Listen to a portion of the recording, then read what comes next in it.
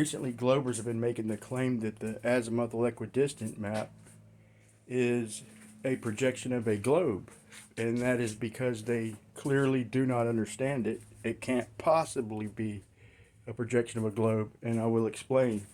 For example, like MC Toon has a sextant challenge, but won't let us use the AE map, saying it's a globe projection, which shows either he's dishonest.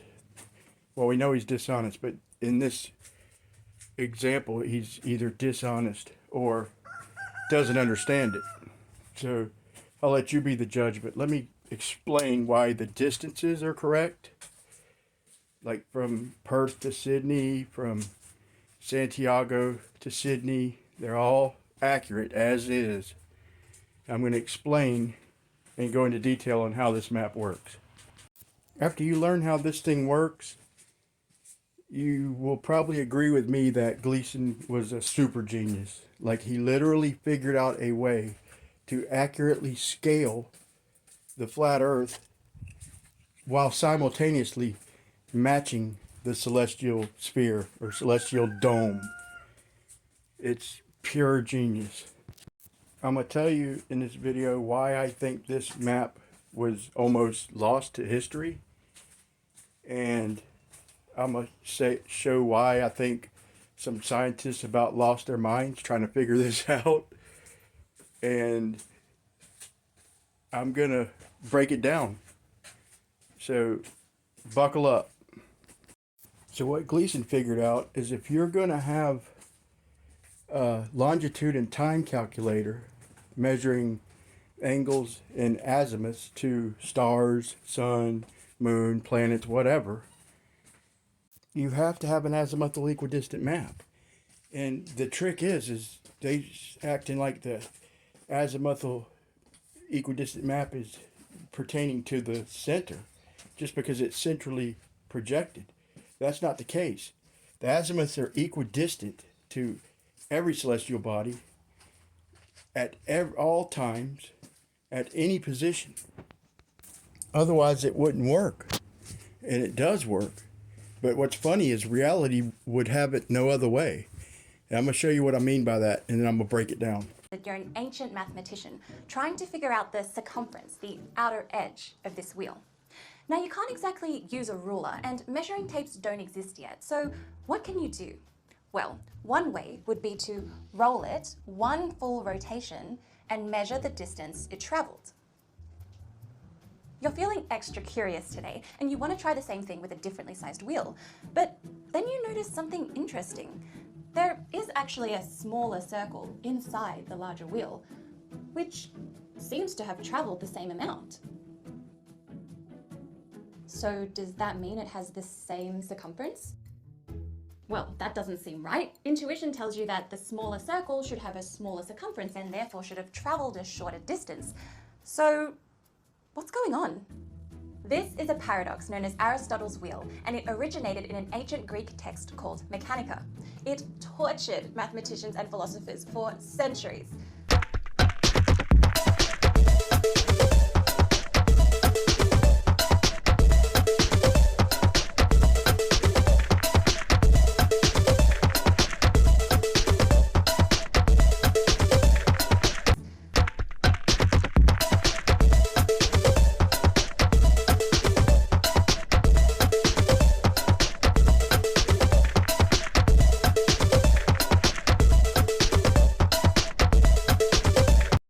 Mathematicians went crazy over circles.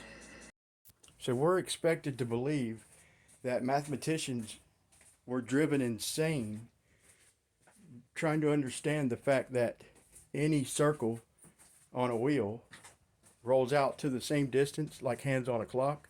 As long as it's part of that circle, it's going to roll out to the same distance. And that's how the AE map works. Gleason, and I don't think it was just that simple fact, like they couldn't figure out hands on a clock. I mean, that's ridiculous. It's because they were trying to map out the flat Earth. That's what drove them crazy. That seems more realistic to me. So I'm going to ask the Globers listening to put your flat Earth hat on for a second. If we're using circular latitudes to scale accurately and also project a celestial dome, we can't, you just think of this. If we have three big ass square countries, one toward the North Pole, like right at Cancer, one at the equator, and one at Capricorn, okay, they're going to all be different sizes. When measuring angles, you can't do that on a flat map in 2 dimensions. Even on a flat plane in reality, it just doesn't work. Unless you have a true azimuthal equidistant map, meaning wherever you're at, your azimuth to everything is going to be equidistant. So picture this. You have a giant hand of a clock coming from the North Pole in reality. Let's say it's 20 miles high. Let's say we're at the Tropic of Cancer. We got this giant hand of a clock. We've got a light bulb on it right over Cancer. Right over, and it's 20 degrees from us. So we're going to get a certain distance. So why would traveling south and measuring light over Capricorn give us a different distance? It's still 20 degrees and it's still 20 miles high, or whatever height. It doesn't matter the height. If the angle is the same, then you can form a circle of equal altitude around it. It's not going to change in reality. So that's the genius of Gleason's map. We can easily put this map to the test. Well, maybe not easily, but all we need to do is use the sun or the moon's zenith angles at Capricorn, Cancer, and the equator for whatever distance. Because if this map is accurate and it's a true depiction of reality, then they'll be the same at Capricorn, Cancer, and the equator. So to make this match reality, we just have to make the countries smaller relative to where you're at. So if you are based in the north, then countries are going to be smaller in the north. If you're in the south, then the countries are smaller in the south. And there's a program that depicts this, which I'm going to show in part 2. For example, Australia is about the same width as the United States in miles. It appears wider on the AE map. If you understood the map, you'd understand that it is the same distance. It's simply further away from the central location of that particular projection. So if we were centered in the southern hemisphere, then the United States would be wider. The distance in miles didn't change, just the width it appears on the map changed due to your location. And it's the same thing for the star trails. If you're in the north, then the star trails are going to get smaller toward the north. If you're in the south, the star trails are going to get smaller there. I'm still working on my last video on celestial navigation, but I'm going to break that part down a little further. But I will give you a hint so you could make sense of it in your mind and visualize it. Obviously, we still have Polaris, and all the stars rotate around Polaris, but they're slightly different heights as you move away from Polaris. Just to make sense of it in your head, picture yourself at the North Pole. Okay, I think these star trails are giving us false narratives in our minds. If we're dead at the North Pole and the sun is closer to the equator, okay, it's going to barely come up over the horizon and then set. We're going to get less and less time in the day. So it's going to get smaller and smaller until it just peeks its head up and just does a tiny little arc. That's looking toward the equator. We're going to get this small arc because the stars that are at that latitude are going to do the same thing the sun's doing. So I think we're getting a false view of the way the stars work in our minds by looking at time lapses in 2-dimensional photography. But one thing I hope you got from this is that if we're putting all these countries and continents on the same circle and we roll it out, we're going to get this, as long as they're part of the same circle, then every circle, every latitude is going to be the same distance.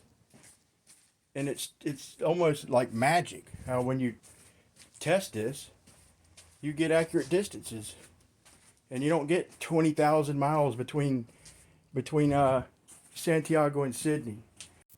So not only that, when you test the total area of the world on the Gleason's map, it comes within about 500,000 square miles of the globe. So an impossible amount to detect, that small amount, would never be distinguishable in reality. So that's a basic explanation of how it works and how the Globers have been strawmanning us because they don't know how to use it properly. But I'm going to do a part 2 within a couple days, and I'm going to show exactly how to use it and how it works as is, and I'm going to show distances in the southern hemisphere and some other distances.